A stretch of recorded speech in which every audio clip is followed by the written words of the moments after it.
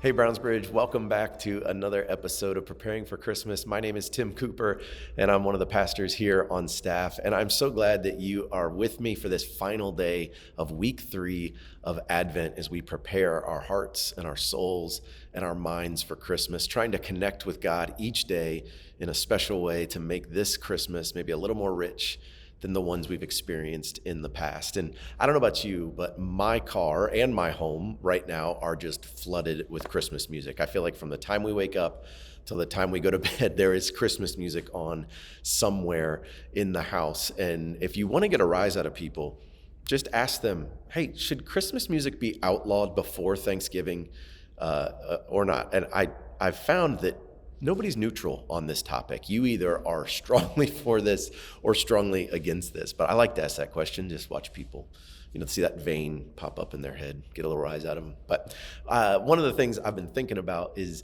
my favorite Christmas song. Different songs come on the radio or come on the playlist that you shuffle, and one will come on and you'll be like, oh, this is my favorite. And when I was a kid, that song was Joy to the World. I loved that song. One of the reasons I loved that song was I was raised going to a little Methodist Christmas Eve service, and when Joy to the World came on, it meant the service was over.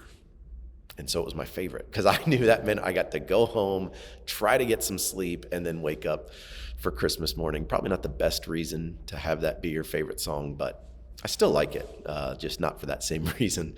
But as I've gotten older, the more Christmases I have under my belt, the more the song "O Holy Night" has become one of my favorite songs. And I thought today we'd do a little something different. We've been reading different passages out of books that help us connect with God each day. But what I wanted to do today was I wanted to read some of the lyrics to you from "O Holy Night." And for two reasons. One, I think they connect perfectly to what we've been talking about.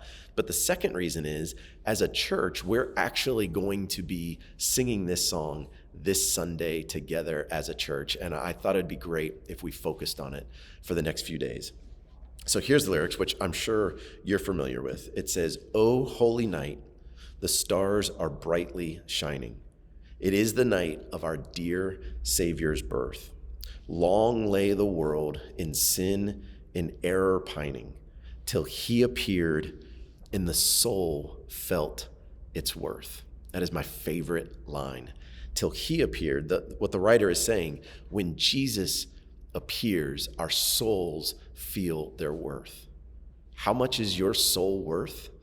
It is worth so much that God would send his one and only Son as a sacrifice for you and for me. That's how much our souls are worth. And one of the things I love over these last 3 weeks, some of us have been introduced to our souls in a way that even if we've been a Christian for a long time, we maybe haven't thought about how do we care for our souls and how do we live letting our souls guide us and direct us. But then maybe even more important than letting them direct us is understanding just how valuable they are, that God created them and that God would send his Son to die for them so that we could be with him for eternity and that we could be reconciled to him. What an amazing line. When Jesus appears, our souls can feel their worth. A thrill of hope, the weary soul rejoices. I really hope this is not a season of weariness for you, but even if it is, our weary soul can rejoice. For yonder breaks a new and glorious morn. Fall on your knees, O hear the angels' voices. O night divine, O night when Christ was born.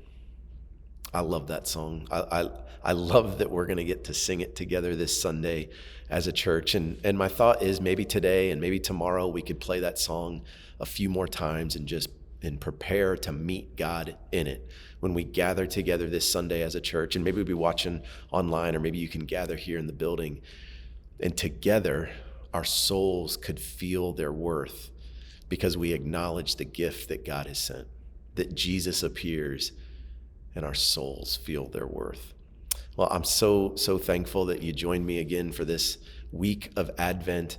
Hopefully, I will get to see you this Sunday at church, but if I don't, I will see you back here next Monday for the final week of Advent as we prepare for Christmas.